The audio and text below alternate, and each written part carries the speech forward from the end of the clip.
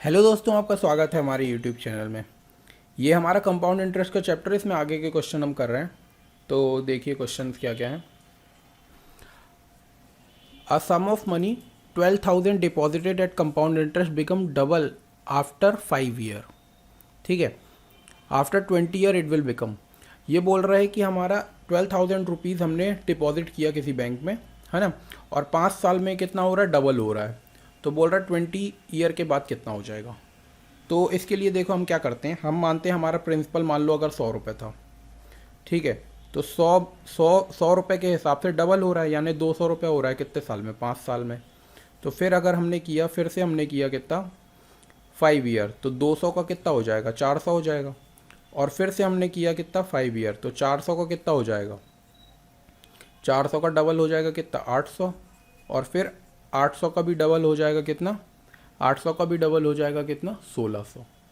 यानी देखो 20 साल में कितने बढ़ रहा है, 16 गुना बढ़ गया, है ना।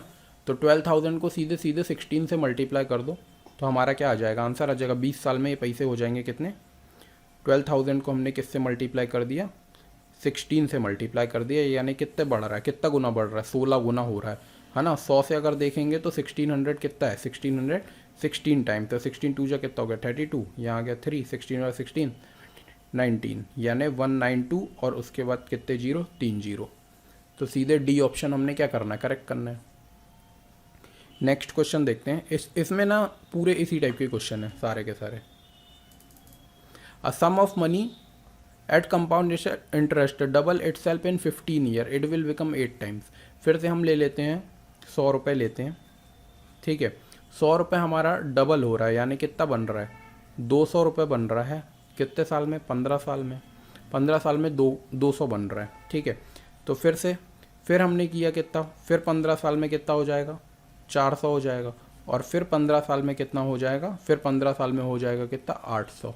तो हमसे यही पूछा, 8 टाइम्स बोला है, यानी 100 का कितना बनाना, 800 बनाना है। तो कितने साल लग गए, 15 15 15 45 साल लग गए, यानी कौन सा ऑप्शन, ए ऑप्शन करेक्ट हो जाएगा। नेक्स्ट करते हैं। देखिए, a finance company declare that at a certain compound interest rate a sum of money deposited by anyone will become 8 times in 3 year if the same amount is deposited at the same compound interest rate then in how many year it will become 16 times. ठीक है, ये बोल रहा है कि किसी company में एक इंटरेस्ट रेट है जिसमें 3 साल में 8 गुना हो जाता है पैसा। ठीक है, और हमको ये बताना है कि इसी सेम रेट से ये 16 गुना कब हो जाएगा। तो देखो, अब इस क्वेश्चन को ना अगर अपन मेथड के हिसाब से करेंगे तो थोड़ा क्या कॉम्प्लिकेटेड हो जाएगा। तो अपन ना लॉजिक के हिसाब से इसमें आंसर टिक मारेंगे। अगर मान लो देखो हमारे पास होता कितना, 100 रुपीज़ होता, तो ये 3 साल में तो हो जाता कितना, 8 गुना, यानी 800 रुपये हो जाता। और अगर हम फिर से 3 साल निकाल देंगे ना, तो ये कितना हो जाएगा, 8 8 जा 6400 हो जाएगा, 8 गुना बढ़ जाएगा, है ना। तो देखो यहाँ से 6 आंसर तो हमारा हो ही नहीं सकता। ठीक है, तो 6 नहीं हो सकता, तो फिर 7 भी नहीं हो सकता। अब एक बात देखो कि ये 3 साल में अगर 8 गुना हो रहा है, अगर मान लो 3 साल में 8 गुना हो रहा है, तो अगर हम बोलेंगे कि ये 1.5 साल में कितना हो जाएगा, तो 1.5 साल में कम से कम 4 गुना तो होगा ही होगा। तो 1.5 साल में अगर 4 गुना होगा, तो 800 का अगर हमने 4 गुना भी कर दिया, तो ये कितना हो जाएगा, 3200 हो जाएगा। यानी देखो 5 भी ये अगर हम निकाल रहे हैं, तो 3 साल ये 4 और ये 4.5 साल, मतलब 4.5 साल भी ऑप्शन नहीं, और 4.5 साल भी नहीं हो सकता इसका आंसर, क्योंकि 4.5 साल में भी ये कितना हो रहा है, 32 गुना हो रहा है। तो हमारा 4.5 नहीं हो सकता, तो 5 तो हो ही नहीं सकता। तो ऑप्शन से सीधे अगर देखेंगे तो 4 ईयर आंसर आ रहा है ना। अब 4 ईयर भी अगर आप निकालोगे तो 4 ईयर ही आएगा इसका आंसर, क्योंकि इसका अप्रॉक्स में आंसर आएगा। आप पूरा अगर मेथड के हिसाब से कंपाउंड इंटरेस्ट का फॉर्मूला निकाल के निकालोगे, है ना, तो थोड़ा बड़ा हो जाएगा। तो देखो लॉजिक के हिसाब से इसको टिक मार देना सीधे सीधे, कौन सा, ए ऑप्शन इसका करेक्ट होगा। नेक्स्ट करते हैं। देखिए इसमें क्या है, a sum of money lent out at a compound interest increase in a value by 50% in 5 year. A person want to lend 3 different sum X Y Z for 10 year 15 year and 20 year respectively at the above rate in such a way that he get back equal sum at the end of their respective period. The ratio of x y z is, देखो इसमें क्या बोला है कि 5 साल के बाद जो इंक्रीज हो जा रही है वैल्यू, वो कितनी हो जा रही है, 50% इंक्रीज हो जा रही है। कितना भी पैसा इनने लगाया है, 5 साल के बाद 50% इंक्रीज हो रहा है। ठीक है, और x ने कुछ पैसे लगाए, y ने कुछ पैसे लगाए और z ने कुछ पैसे लगाए। तो x ने 10 साल के लिए पैसे मिलाए, y ने 15 साल के लिए और z ने कितने साल के लिए, 20 साल के लिए। और रेट ऑफ इंटरेस्ट कितना है, सेम है, जैसे ये 5 साल में 50% इंक्रीज हो रहा है।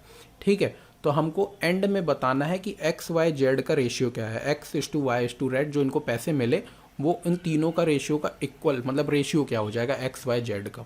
और ये भी बताया है कि एक्स में जो 10 साल के जो पैसे लगाएगा वो बराबर होगा वाई के 15 साल के बराबर, है ना। और जेड को जो लगाया पैसे 20 साल के लिए, ये तीनों के तीनों एक दूसरे के बराबर होगा, है ना। He get back equal sum at the end of their respective period. ठीक है, तो देखो हम अगर एक बार हम कंपाउंड इंटरेस्ट का फॉर्मूला लगाते हैं, तो कंपाउंड इंटरेस्ट का फॉर्मूला क्या होता है, P into 1 plus R upon पे 100 की पावर होती है T, यानी T हमको दिया हुआ है कितना, 5 साल का, है ना। और इसमें 50% इंक्रीज हो रहा है, यानी P का कितना बढ़ जा रहा है, 150% हो जा रहा है, यही हो जा रहा है। अगर हम इसको सॉल्व करते हैं तो देखो ये P से तो ये P सीधे सीधे चला जाएगा, तो यहाँ से बचा कितना, 1 प्लस R अपॉन पे 100 की पावर कितनी आ जाएगी, 5। ये किसके बराबर होगा, यहाँ से परसेंट का साइन हटाएंगे तो आ जाएगा कितना, 150 अपॉन पे 100 आएगा। 50 से इसको काटेंगे तो 53 टाइम्स में चला जाएगा, 50 से 2 टाइम्स में, यानी किसके बराबर आ गया, 3/2 के बराबर आ गया। अब हम क्वेश्चन के अकॉर्डिंग काम करते हैं। देखो क्वेश्चन हमारा तो ये पता चल गया कि 1 प्लस R अपॉन पे 100 है जो की पावर अगर 5 होगी तो ये किसके बराबर है, 3/2 के बराबर है। अब क्वेश्चन में क्या बोल रहा है, x है जो, अगर प्रिंसिपल x लगाया कितने साल के लिए, 10 साल के लिए, फिर y प्रिंसिपल कितने साल के लिए, 15 साल के लिए, और z प्रिंसिपल लगा रहा है कितने साल के लिए, 20 साल के लिए। और इन तीनों से जो पैसे मिल रहे हैं वो कैसे मिल रहे हैं, बराबर मिल रहे हैं।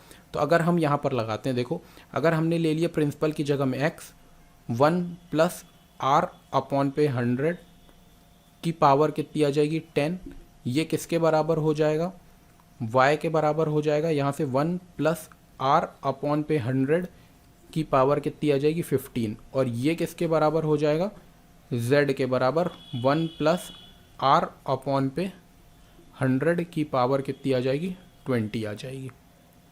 ठीक है, तो अब देखो यहाँ से अगर अपन काटना चाहें तो 10 पावर इसके पास है, इसके पास भी अगर 10 पावर है, इसके पास भी 10 पावर है, 10 10 10 अपन निकाल के काट सकते हैं, है ना। यहाँ पर अगर 10 एक हाईएस्ट पावर है और अगर हमको कोई भी चीज़ काटनी होती है ना तो तीनों से काटी जाती है। तो अगर ये 10 पावर ये पूरी की पूरी काट रहे हैं तो यहाँ से भी 10 पावर कट जाएगी, तो यहाँ से बचेगी कितनी, 5 पावर बच जाएगी, है ना।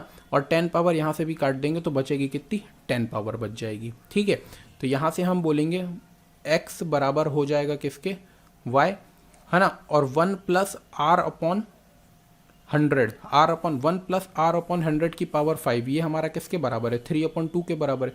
तो इसको हम सीधे सीधे बोल देंगे 3/2 के बराबर है। ठीक है, ऐसे करके यहाँ पर आ जाएगा कितना, z, है ना। और 1 प्लस R अपॉन 100, अगर ये पावर 10 है ना, तो इसको हम क्या बोल सकते हैं, 5 प्लस 5, यानी 3/2 है। 3/2 को अपन यहाँ पर 2 बार लिख सकते हैं, यानी क्या बोल सकते हैं अपन, 3/2 इंटू ये 3/2 है, 3/2 इंटू 3/2 लिख सकते हैं। ठीक है, तो यहाँ से हम क्या बोल देंगे कि x is equal to 3y upon पे 2 बराबर किसके आ जाएगा, z, और यहाँ पर आ जाएगा 9z अपॉन पे आ जाएगा कितना, 4 आ जाएगा। ठीक है, अब अगर किसी का इन तीनों का हमको रेशियो बताना होता है ना, तो ये ऊपर की वैल्यू पूरी की पूरी क्या करनी पड़ती है, हमको 0 करनी पड़ती है। तो 9 और 3 का क्या ले लो, एलसीएम ले लो, तो 9 और 3 का एलसीएम तो क्या होता है, 9 ही होता है। और नीचे से 9 को मल्टीप्लाई कर दो, तो नीचे अगर तीनों में 9 का मल्टीप्लाई करेंगे तो यहाँ पर आ जाएगा कितना, 9, यहाँ पर 9 का मल्टीप्लाई करेंगे और यहाँ पर 9 का मल्टीप्लाई करेंगे, तो ये 9 से तो ये 9 कट जाएगा सीधे सीधे, और ये 3 से ये 3 टाइम्स में कट जाएगा। तो देखो जो रेशियो बना है वो यहाँ से ये बना है 9, यहाँ से क्या बना है, 6 बना है, और यहाँ से कितना बना है, 4। तो 9:6:4 क्या बनेगा, इसका रेशियो बनेगा 9:6:4। किस में है, देखो सी ऑप्शन में, तो सी ऑप्शन कैसा हो जाएगा, करेक्ट हो जाएगा। ठीक है, हमने किया क्या है, एक बार आप और देख लो कि ये 5 की पावर हमको ये क्वेश्चन में दिया हुआ है कि 50% इंक्रीज हो रहा है।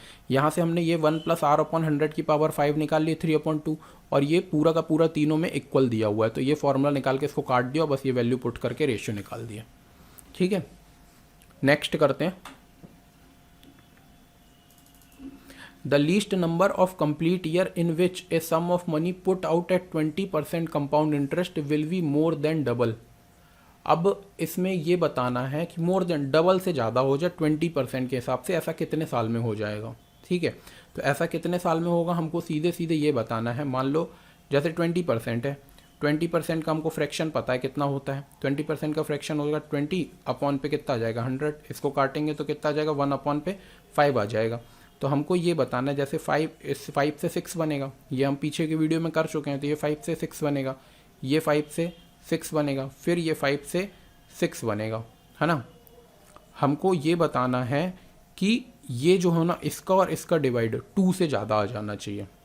इसका जो हम रेशियो बनेंगे जब हम इसको डिवाइड करेंगे तो 2 से ज़्यादा आ जाना चाहिए।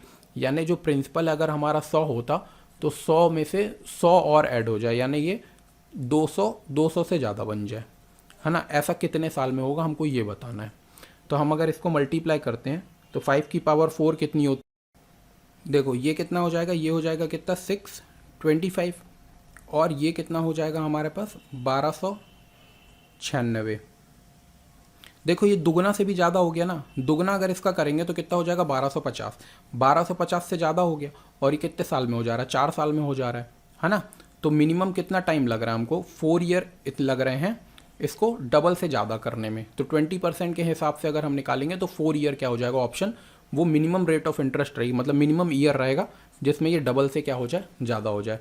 इसको देखो 625 को अगर डबल करेंगे तो कितना हो जाएगा 1250 हो जाएगा, और ये हो कितना गया 1296 हो गया।